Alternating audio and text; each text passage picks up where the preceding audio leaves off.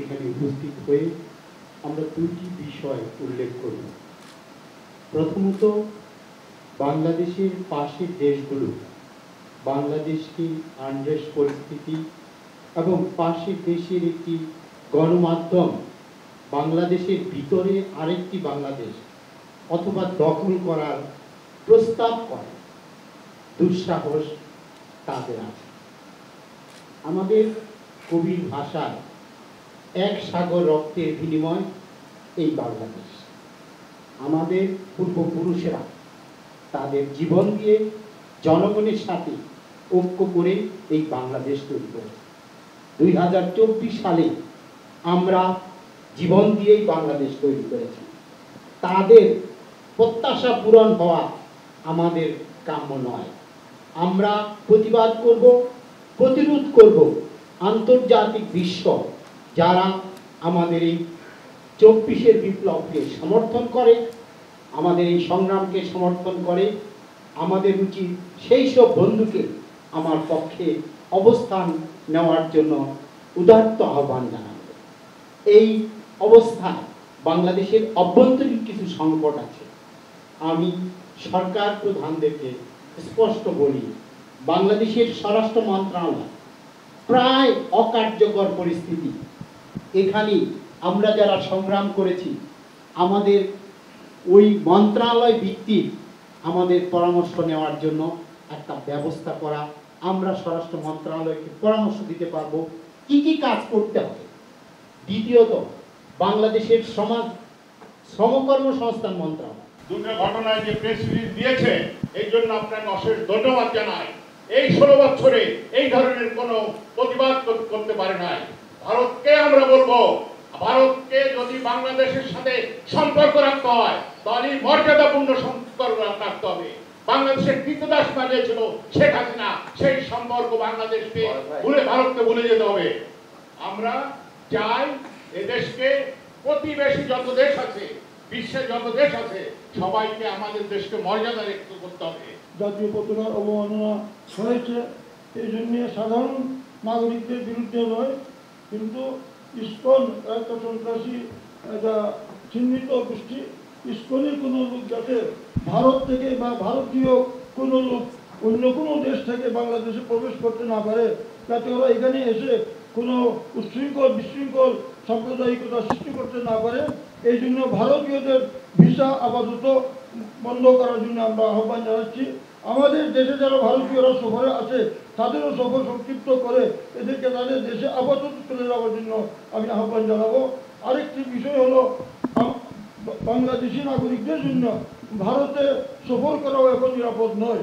এই জন্য আপাতত সরকারের পক্ষ থেকে ভারতীয় বাংলাদেশিদেরকে যাতে ভারতে সফরে না যান, এটা একটা আহ্বান জানানো। আর বাকি দেশ জাতির প্রয়োজনে আমাদের সরকার যে সিদ্ধান্ত নিবে, যে আহ্বান জানাবে, ইনশাআল্লাহ আমরা সেটাকে সাড়া দিব। আমরা জীবন দেওয়ার জন্য প্রস্তুত। ধন্যবাদ। আমার মনে হয় যে একটা কথা সবাই আমরা বলছি যে এই সরকার আমাদের আন্দোলন সংগ্রামের মধ্যে দিয়ে গঠিত হয়েছে। তাহলে এই সরকার গঠনের পরে কেন আমাদের এখন দাবি দেওয়া নিয়ে প্রেস ক্লাবে, সচিবালয়ের সামনে বিভিন্ন জায়গায় আন্দোলন করা লাগতেছে? আন্দোলন তো করার দরকার নাই, সেটা ছাত্ররা হোক কিংবা রাজনৈতিক দল হোক। আমরা প্রধান উপদেষ্টাকে সর্বময় ক্ষমতা দিয়েছি, তিনি আপনার সিদ্ধান্ত নেবেন। তাহলে উপদেষ্টা পরিষদ নিয়ে কেন আবার গভর্নমেন্টের মধ্যে থেকেও বিতর্ক করছেন, গভর্নমেন্টের বাইরে থেকেও বিতর্ক করছেন? দ্যাট মিনস কিন্তু পরিস্থিতি উস্কে দিচ্ছেন। তো সেই ক্ষেত্রে আমার ব্যক্তিগত এবং আমাদের দলের অভিমত, যেটা আমরা আলোচনা করে মনে করেছি, এই মুহূর্তে দেশের ক্রাইসিস সমাধান করার জন্য একটা জাতীয় ঐক্যের সরকার দরকার। বর্তমান যে সরকার কাঠামো আছে সেখানে রাজনৈতিক দলের প্রতিনিধিত্ব নাই, যার ফলে শক্তভাবে যে কিছু সিদ্ধান্ত নেওয়া দরকার, কিছু বিষয় যেভাবে পলিটিক্যালি ডিল করা দরকার। যেমন আমি উদাহরণস্বরূপ বলতে পারি, চিন্ময়ের ঘটনাটি সঠিকভাবে ডিল করা হয়নি বিধায় ঘটনাটি বোধহয় ডালপালা মেলেছে। সেই ক্ষেত্রে রাজনৈতিক দক্ষ এবং অভিজ্ঞ লোকের একটা ইনক্লুশন গভর্নমেন্টের দরকার, এবং 2 বছরের জন্য এই সরকারকে জাতীয় সরকার সাবজেক্টের মধ্যে থাকার জন্য, কারণ সাবজেক্টের বাইরে আলোচনা করলে আমরা কিন্তু আজকে সবাইকে এই আলোচনার জন্য ক্রাইসিসের কেন্দ্রিক আর কি আমি শেষ করছি, যেটা যে আগামী 6 মাসে এই শুধুমাত্র এই ভারতের এর সাথে তো অনেকগুলো ঘটনা জড়িত। দেশের মধ্যে মিছিল হচ্ছে, মিটিং হচ্ছে, 6 মাসে সব ধরনের মিছিল মিটিং এর উপরে রাজনৈতিক ঐক্যমত্যের ভিত্তিতে নিষেধাজ্ঞা দিয়ে আপনার 2 বছরের জন্য একটা জাতীয় সরকার বিষয়ে রাজনৈতিক ঐক্যমত্য তৈরি করা দরকার এবং আওয়ামী লীগকে নিষিদ্ধ করা দরকার। তাহলে অনেক বিষয় আমরা ইজিলি সমাধান করতে পারবো। ধন্যবাদ। একটা কথা দিয়ে শুরু করি যে আমাদের এই সরকার গঠনের পিছনে আমাদের যে প্রায় 2000-এর বেশি ছাত্র জনতার রক্ত এবং অনেক আত্মত্যাগের মধ্য দিয়ে আমাদের এই সরকার প্রতিষ্ঠিত হয়েছে। কিন্তু এখন সমস্যা হয়েছে, আমরা এই সরকার গঠনের পরে দেখেছি যে আমাদের আইন উপদেষ্টা বিদেশে গিয়েছিলেন, সেখানে তাকে লাঞ্ছিত করা হয়েছে। এরপরে আমরা দেখলাম এখন আবার নতুন করে যে আবার ত্রিপুরাতে আমাদের ডেপুটি হাই কমিশনে হামলা হয়েছে, বিভিন্নভাবে অরাজকতা চলছে। সরিষার ভিতরে যদি ভূত থাকে তাহলে সেই ভূত তো তাড়ানোর জন্য সরিষা কাজ হবে। এই সরকার গঠনের পরে আমরা দেখেছি যে উপদেষ্টা পরিষদে এবং প্রত্যেকটা জায়গাতে, আমরা যদি সচিবালয় ধরি, সেনাবাহিনী ধরি, আমাদের বাইরে যারা মিশনে যারা আছেন, রাষ্ট্রদূত যারা আছেন, তারা সবই হচ্ছে হাসিনার গোলাম। এই গোলামদেরকে স্ব চেয়ারে অবস্থান রেখে আমাদের ওই জায়গাগুলোতে আমি বলছি ব্যাপকভাবে এখন আমাদের আমরা সবসময় আমরা আপনার ডাকে বিগত দিনেও ছিলাম, আগামীতেও থাকবো। আপনি আমাদের সকলের অর্জন, কিন্তু এই অর্জনকে কোনোভাবে যেন ম্লান না হয়, এজন্য আমাদেরকে সবাইকে ভূমিকা নিতে হবে এবং পাশাপাশি সরকারকেও দায়িত্ব পালন করতে হবে। Thank you. এবং আমরা এই মনে করি যে আমাদের ডেকেছেন, এরপরে আমাদের যারা সাংবাদিক সমাজকে আপনি নিয়ে বসবেন, আমাদের যারা আছেন তাদেরকে নিয়ে বসবেন এবং সবাই আমরা একত্রে কাজ করতে চাই। ধন্যবাদ আপনাকে। আমরা চাই যে একটা শান্তি এবং সম্প্রীতির একটা সমাবেশ হোক। 64টা জেলায় সরকারের উদ্যোগে যদি শান্তি এবং সম্প্রীতির সমাবেশ হয়, সেখানে আমরা প্রত্যেকটা রাজনৈতিক দল আমরা সেখানে যেন অংশগ্রহণ করতে পারি। আমরা যেন হিন্দু, বৌদ্ধ, খ্রিস্টান প্রত্যেককে সাথে নিয়ে আমরা শান্তির বার্তা দিতে পারি এবং সারা পৃথিবীর জন্য, পৃথিবীকে আমাদের বাংলাদেশের জন্য উন্মুক্ত করে দিতে পারি। আমাদের এখানে যে অপপ্রচার চলছে, এই অপপ্রচারের জন্য আমরা দাঁত ভাঙা জবাব দিতে পারি। সেসব বিষয়ে আপনাদেরকে নজর দেওয়ার জন্য আমি আহ্বান জানাচ্ছি এবং আমরা সরকারের পক্ষে আছি। আমরা এই মুহূর্তে কোনো রাজনৈতিক জাতীয় সরকার চাই না। আমরা চাই সরকার তার কাঙ্ক্ষিত সংস্কারগুলো করে অতি দ্রুত রাজনৈতিক নেতৃত্বের কাছে ক্ষমতা হস্তান্তর করার প্রয়োজনীয় ব্যবস্থা করা।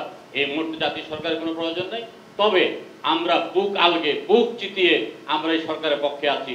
এই সরকারের স্থিতিশীলতার জন্য আমরা জীবন দিতে প্রস্তুত আছি। এই সরকার শান্তি এবং সম্প্রীতির সমাবেশ ডাকলে আমরা সর্বশক্তি দিয়ে আমরা সেই সমাবেশকে সফল করার জন্য সকল রাজনৈতিক দল আমরা ঐক্যবদ্ধ থাকব এবং সকল রাজনৈতিক দলকে এটার ঐক্যবদ্ধভাবে এটাকে মোকাবিলা করার জন্য আহ্বান জানাবো। ধন্যবাদ।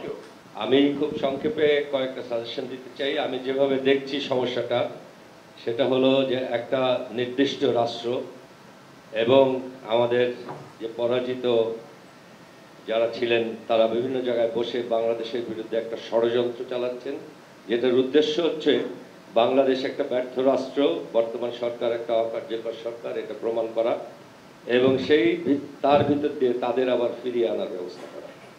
এর জন্য আমাদেরকে আভ্যন্তরীণ এবং দেশের বাইরে কাজ করতে হবে। আমাদের পার্শ্ববর্তী দেশ ডিসইনফরমেশনের যে ক্যাম্পেইনটা চালাচ্ছেন সেটাকে ব্যাটল করার জন্য আমাদের এখানে একটা টাস্ক ফোর্স দরকার। আমাদের সর্বশক্তি নিয়োগ করে সবগুলি মিডিয়া দিয়ে এই যুদ্ধটা আমাদেরকে চালাতে হবে। সেই জন্য এখানে একটা প্ল্যানিং সেল এবং এক্সিকিউশন সেল দরকার। বিদেশে অন্যান্য রাষ্ট্রে আমাদের যে বদনাম করার চেষ্টা করা হচ্ছে সেটাও নিয়ন্ত্রিত হচ্ছে দুর্ভাগ্যবশত আমাদের পাশের দেশ থেকে।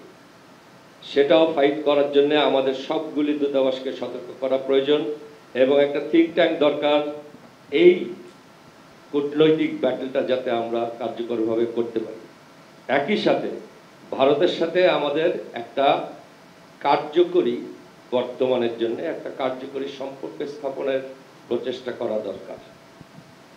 তাদেরকে সবসময় শত্রুতা করে তাদের সাথে একটা যুদ্ধ অবস্থা বিরাজ করানো সঠিক পরামর্শ হবে না। আমাদের তাদের সাথে একটা কার্যকর সম্পর্ক স্থাপন করতে হবে, যাতে তারা আমাদের সাথে কথা বলে, ভিতরে আসে এবং এখানে এসে দেখে সত্য রিপোর্ট করে, ডিসইনফরমেশন না করে। আমাদের বাংলাদেশের ভিতরে সবার সাথে ঐক্য প্রতিষ্ঠা করার জন্য একটা কার্যকর ব্যবস্থা সমস্ত জায়গায় নেওয়া উচিত এবং একই সাথে আমরা যে সব দল একসাথে হয়ে বর্তমানের এই যুদ্ধটা বা অপযুদ্ধটা ব্যাটল করছি, সেটার একটা পরিষ্কার প্রচার করা দরকার।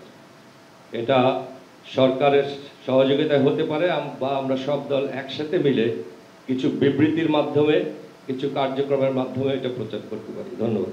এখনো 5ই আগস্টের বিপ্লবের পর থেকে বাংলাদেশে যে সাম্প্রদায়িক সম্প্রীতির স্থাপনের যেই নজিরবিহীন দৃষ্টান্তগুলো আমরা স্থাপন করেছি, সেগুলো আন্তর্জাতিক মিডিয়ায় সরকারিভাবে ফলাও করে প্রচার করার বিশেষ উদ্যোগ নেওয়া প্রয়োজন। দ্বিতীয় বিশেষ প্রস্তাবনা হলো যে আমাদের পার্শ্ববর্তী যে প্রতিবেশী রাষ্ট্রের আগ্রাসনের মুখে আমরা এখন, এই রাষ্ট্রের আশেপাশে যে সার্কভুক্ত অন্যান্য রাষ্ট্রগুলো রয়েছে, নেপাল, শ্রীলঙ্কা, মালদ্বীপ, এই রাষ্ট্রগুলো সহ বাংলাদেশে সার্ককে কার্যকর করে তাদের সকলকে সহযোগিতা নিয়ে একটা আন্তর্জাতিক পরিমণ্ডলে একটা ঐক্যবদ্ধ প্রয়াসের কোনো দৃষ্টান্ত সামনে আনা যায় কিনা এই বিষয়টা। আর আরেকটা হলো যে এই যে ভারতের যে আমাদের দেশের বিরুদ্ধে সবসময় যে একটা আগ্রাসী যে মনোভাব অব্যাহতভাবে পরিচালনা করছে, সেজন্য দেশের ভিতরে ঐক্যবদ্ধ কোনো একটা গণভিত্তিক একটা প্রোগ্রাম যেখানে সকল দলের রিপ্রেজেন্টেশন থাকবে, এরকম একটা বড় ধরনের যদি আমরা গ্যাদারিং করতে পারি, সেটা জাতীয় এবং আন্তর্জাতিক মিডিয়া এবং গোটা জাতিকে আলোড়িত করবে। দেশের মানুষ খুবই এটাতে ইনফ্লুয়েসড হবে, এটা আমি মনে করি। এই 3টি সুনির্দিষ্ট প্রস্তাব আমি পেশ করলাম। এই দেশ বহুবার রক্ত খেয়েছে, ভাষা আন্দোলন ধরে বারবার আমরা যিনি আমাদেরকে পরিচালনা করেছেন তার ডাকে আমরা এসে রক্ত দিয়েছি। সাধারণ মানুষ, খেটে খাওয়া মানুষ, ছাত্র জনতা, এদেশে আপামর নারী নির্যাতিত হয়েছেন। তাই আমি একটা কথা বলতে চাই, আপনি যে কথা বলছেন আপনার অতীত কোনো কথা না বলে আমি বর্তমানে আমাদের রাষ্ট্রটাকে রক্ষা করার জন্যে প্রত্যেক রাজনৈতিক দল বড় ছোট যারাই হোক, এখানে মধ্যে রাজপথে যারাই আমাদের আজকের এই স্বৈরাচারী সরকারকে প্রতিহত করে দেশ ত্যাগ করার জন্য সহযোগিতা করেছে, প্রত্যেককে নিয়ে আরও আপনার কাছাকাছি এসে এই দেশটাকে বাঁচানোর জন্য আমাদের মতভেদ যাই থাকুক, দেশটা আমার এই অঙ্গীকারে আমরা ঐক্যবদ্ধ হতে চাই। আমার দল সেইটাকে অংশগ্রহণ করে আপনার হাতকে শক্তিশালী করতে চায়। ধন্যবাদ সবাই। ধন্যবাদ। তারা যে অপপ্রচার চালাচ্ছে, মিথ্যা অপপ্রচার, বাংলাদেশে তার কিচ্ছু মাত্র বিন্দুমাত্র হয়নি। একটা সম্পূর্ণ মিথ্যা ওয়েবলেসি কায়দায় তারা প্রচার চালিয়ে অপপ্রচার চালিয়ে আমাদের বিরুদ্ধে ইয়ে করছে। তা আমাদের মাননীয় উপদেষ্টা শুধু আমাদের বাংলাদেশের উপদেষ্টাই নন, মুরব্বী নন, কিন্তু সারা বিশ্বেই ওনার পরিচিতি আছে, ওনার প্রভাব আছে। আমি মনে করি যে সমস্ত বিশ্বের আন্তর্জাতিক ক্ষেত্রে যে সমস্ত বড় বড় মিডিয়া আছে তাদেরকে বাংলাদেশে এনে দাওয়াত দেওয়া হোক, তাদের সাথে নিয়ে আলাপ করুক, দেখুক যে আসলে একটা মিথ্যা ভুয়া কথার উপর আমাদেরকে ইয়ে করার জন্য চেষ্টা করতেছে। এই বলে আমি বক্তব্য শেষ করি। বাম গণতান্ত্রিক জোটের 6টা দল আমরা, আমাদের এই জোট, সিপিবির সভাপতি মোহাম্মদ শাহ আলম, সাবেক সভাপতি মুজাহিদুল ইসলাম সেলিম, বাসদ, বিপ্লবী কমিউনিস্ট লীগ, গণতান্ত্রিক বিপ্লবী পার্টি, বাংলাদেশের সমাজতান্ত্রিক পার্টি, এই দলগুলো মিলে আমাদের এই জোট। আমি সময় সংক্ষেপের কারণে খুব আমি লিখিতভাবে আমাদের একটা বক্তব্য আছেন সেটাই করছি আর কি। মাননীয় প্রধান উপদেষ্টা গণপ্রজাতন্ত্রী বাংলাদেশ সরকার বিজয়ের মাসে বক্তব্যের শুরুতে দেশের মহান মুক্তিযুদ্ধের শহীদদের গভীর শ্রদ্ধার সাথে স্মরণ করছি। ভারতের আগরতলা, কলকাতা ও বম্বেতে অবস্থিত বাংলাদেশ উপ হাইকমিশন আক্রমণ, জাতীয় পতাকা পুরনো এবং মমতা ব্যানার্জির বক্তব্য, এই ঘটনার প্রতিবাদ জানিয়ে বাম গণতান্ত্রিক জোটের পক্ষ থেকে আমরা আজকে একটা কর্মসূচি পালন করেছি। সাম্প্রদায়িকতা এই উপমহাদেশের একটি সমস্যা যা মানবাধিকার ও গণতন্ত্রের সাথে সাংঘর্ষিক। আওয়ামী লীগের আমলেও দেশব্যাপী হিন্দুদের বাড়িঘরে হামলা, জমি দখল, মন্দির ভাঙচুর, এমনকি হতাহতের ঘটনা ঘটেছে। গত 5 আগস্ট ছাত্র জনতার অভ্যুত্থানের পরও কিছু ঘটনা যে ঘটেছে সেখানে 3 ধরনের শক্তির ভূমিকা আছে বলে আমরা মনে করি। একটা হচ্ছে সুযোগ সন্ধানী শক্তি, যারা কোনো কিছু ঘটলেই সেখান থেকে সুযোগ নেওয়ার চেষ্টা করে। আরেকটি হচ্ছে পতিত ফ্যাসিস্ট শক্তি, যারা গণ অভ্যুত্থানের পর দেশে সংখ্যালঘুদের উপর নির্যাতন চলছে এটা প্রমাণ করতে চায়, তারা এই ভিন্ন উদ্দেশ্য নিয়ে মাঠে নেমেছিল। তৃতীয়ত উগ্র সাম্প্রদায়িক শক্তি, যারা সুযোগ পেলে এই ধরনের কর্মকাণ্ড ঘটায়। উপস্থিত সবাইকে ধন্যবাদ জানিয়ে আমি বলতে চাই, দেশের সার্বভৌমত্বের বিরুদ্ধে যে দৃশ্যমান ষড়যন্ত্র শুরু হয়েছে তা মূলত অতীত ফ্যাসিস্টেরই ষড়যন্ত্রের বহিঃপ্রকাশ।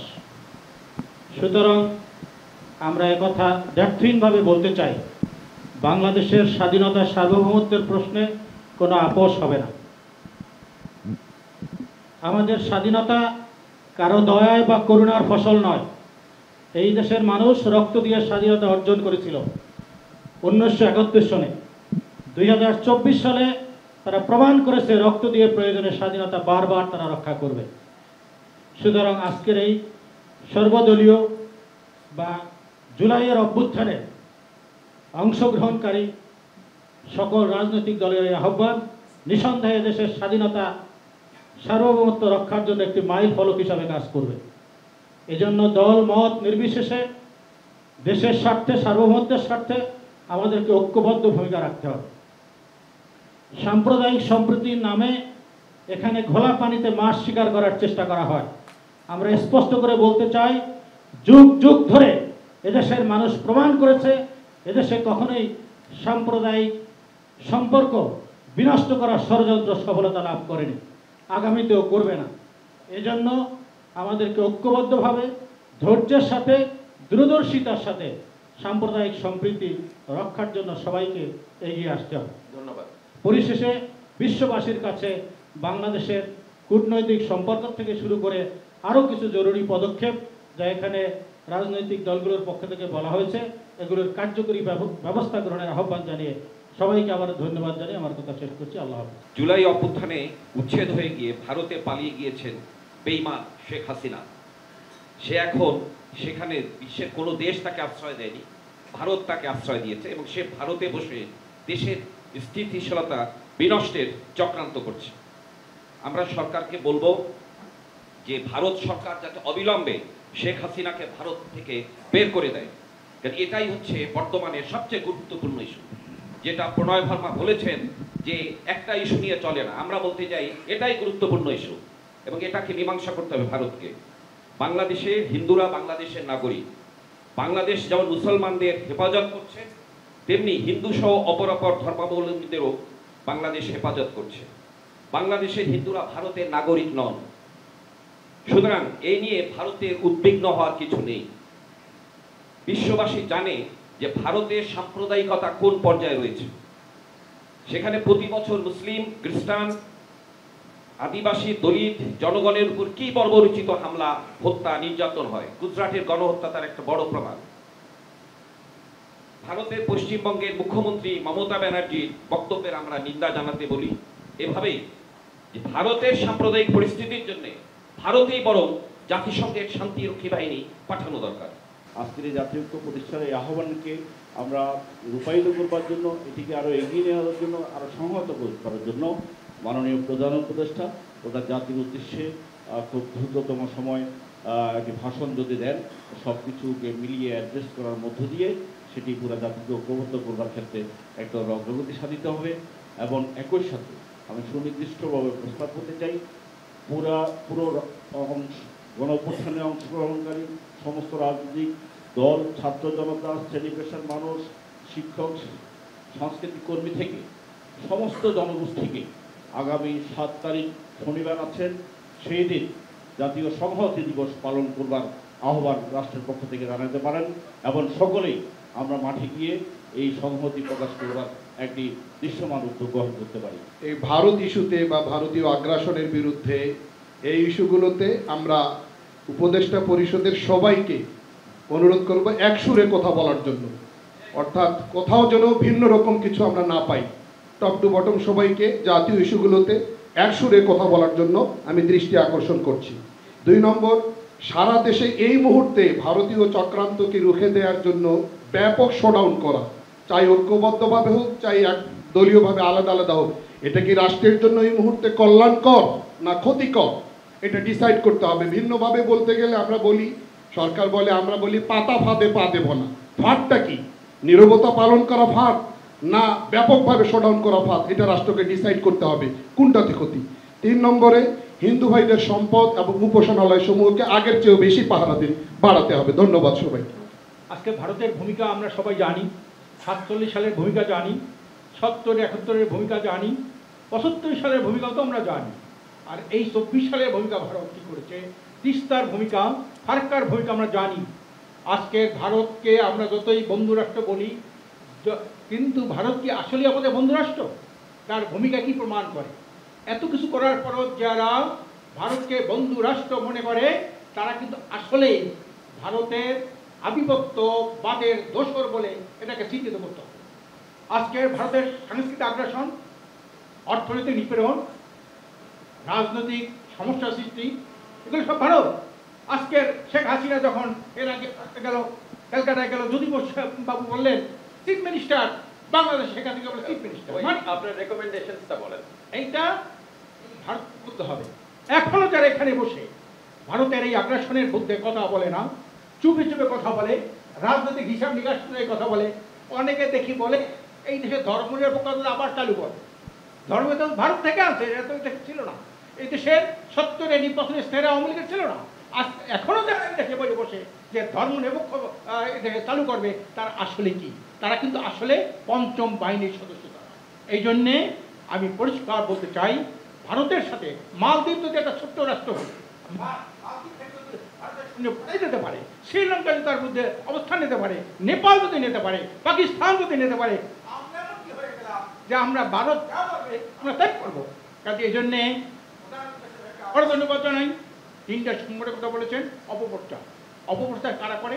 এই সময় তার লক্ষ লক্ষ এজেন্ট রয়েছে ভারতের, পঞ্চম বাহিনীর সদস্যরা রয়েছে দেশে। ধন্যবাদ। আজকে তারা এক অপপ্রচার করে, হিন্দুদের বাড়ি ঘরে আগুন দেওয়া, লুটপাট করা, মন্দির ভাঙ, সব নির্লজ্জ মিথ্যা। আমেরিকায় একটা প্রতিবেদন আসে যে না, ঠিক না, আমরা এই জাতির সামনে এটা তুলে ধরবো, আমরা সাম্প্রদায়িক সম্প্রীতি রক্ষা করে আমরা চলতেছি। মানুষ ঐক্যবদ্ধভাবে এই দেশকে আমরা ভালোবাসি। এই উদ্যোগ নেওয়ার জন্য আবার জানিয়ে আমি আমার বক্তব্য শেষ। ধন্যবাদ।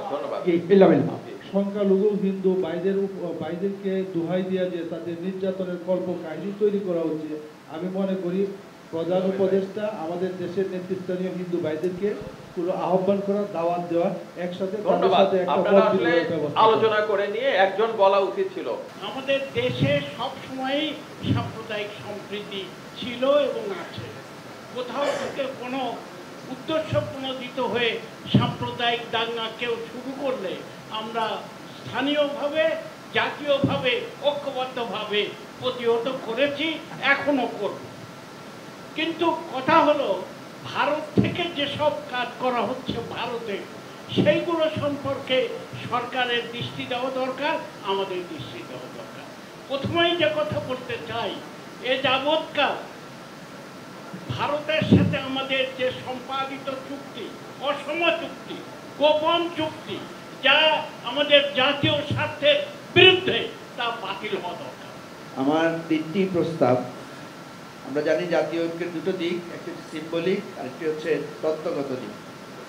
সিম্বলিকটা খুবই গুরুত্বপূর্ণ, সেজন্য আমি কিছুটা অন্যজনের প্রস্তাবের সাথে মিলিয়ে বলছি। একটা দিন আমরা ফিক্স করতে পারি যে আমাদের বাংলাদেশের ভেতরের বাইরের সবাই আমরা একদিন রাস্তায় দাঁড়াবো। রাস্তা যদি জ্যাম হয়ে যায়, রাস্তার যদি অসুবিধা হয়, তাহলে বাসার সামনে গিয়ে দাঁড়াবো।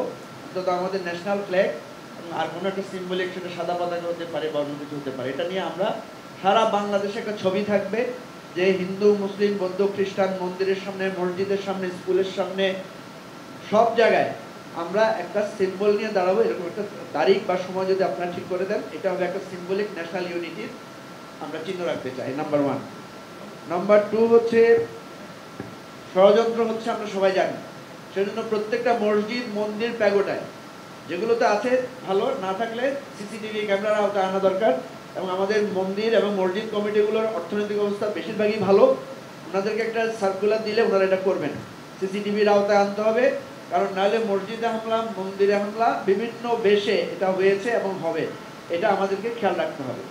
3 নম্বর যেটা বলছি, যে একটা কমন চার্টার আমাদের যে পররাষ্ট্রনীতির একটা তৈরি করা দরকার, এবং আরও সিম্বলিক ঐক্য, এবং যে কথাগুলো আমাদের জাতীয় ভারত নীতি যেটা, এটার ব্যাপারে আমরা সবাই একটা সম্মিলিত স্বাক্ষরে আসতে পারি যে আমাদের রাষ্ট্র পরিবর্তন হলেও এই পররাষ্ট্রনীতির এই জায়গাগুলো আমাদের কখনোই পরিবর্তন হবে না।